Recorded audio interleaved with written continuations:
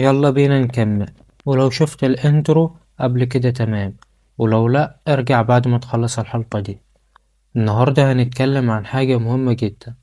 انت هتلعب فين؟ في السوق الأسهم ولا الفوركس ولا الكريبتو؟ الناس كتير بتدخل السوق على حسب اسمهم أو على حسب ما حد قالهم والنتيجة والخسارة. السوق المالي ببساطة مكان بيتباع ويشتري فيه أصول، ممكن يكون سهم شركة أو عملة أجنبية أو حتى عملة رقمية، بس مش كل سوق مناسب لكل واحد، وده أول درس لازم تعرفه. يعني لو أنت شخص صبور وما بتحبش المغامرات مش هتحب الفوركس مثلا. سوق الأسهم مناسب للناس اللي عايزة هدوء شوية، تفهم الشركة قبل ما تشتري.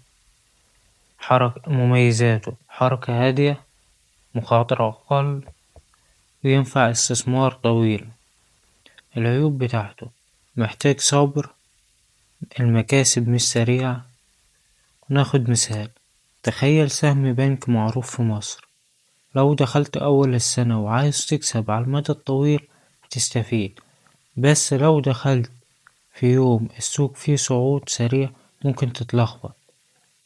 سؤال ليك كده، لو معاك 5000 جنيه هتدخل على سهم مستقر ولا سهم بيجري بسرعة؟ فكر شوية.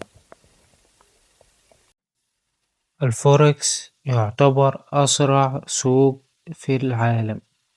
مميزاته فرص كتير، وتقدر تبدأ برأس مال صغير. عيوبه خطير لو انت مش فاهمه كويس جدا، الرافعة المالية ممكن تضربك جامد.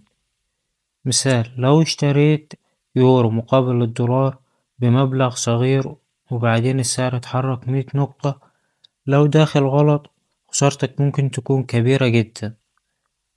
خد سؤال، لو انت مبتدئ هتجرب الفوركس ولا تفضل في سوق الأسهم الأول؟ الكريبتو سوق جامد، فيه فرص كبيرة وفي نفس الوقت فيه تهور كبير. مميزات السوق ده مكاسب كبيرة وحركة قوية، ولكن العيوب بتاعته: 1. تقلبات عنيفة. 2. أخبار ممكن تضرب السوق فجأة، لو حد اشترى بيتكوين قبل خبر كبير السعر ممكن يضرب ارتفاع أو انخفاض جامد في خلال يوم أو يومين بالكتير جدا.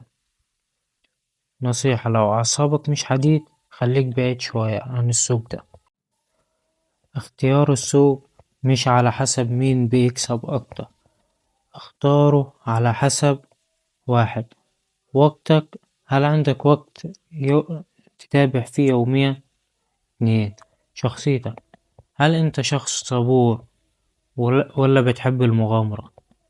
تالت حاجة وأهم حاجة، تحملك للمخاطرة، ممكن تخسر أو تتحمل الخسارة دي. مثال، لو معاك شوية فلوس وعايز تدخل على المدى الطويل الأسهم هتكون أفضل ليك، ولو عندك وقت تتابع السوق كل يوم وعاوز فرص قصيرة يبقى الكريبتو أو الفوركس ممكن يناسبك. قبل ما نخلص الحلقة الجاية هنتكلم عن يعني ايه سهم، وازاي تعرف قيمته بتيجي منين. هتعرف ازاي تختار سهم صح قبل ما تحط فلوسك، ولو ناوي تكمل صح خليك معانا في السلسلة دي. وافتكر دايما السوق ماراثون مش سباق سريع.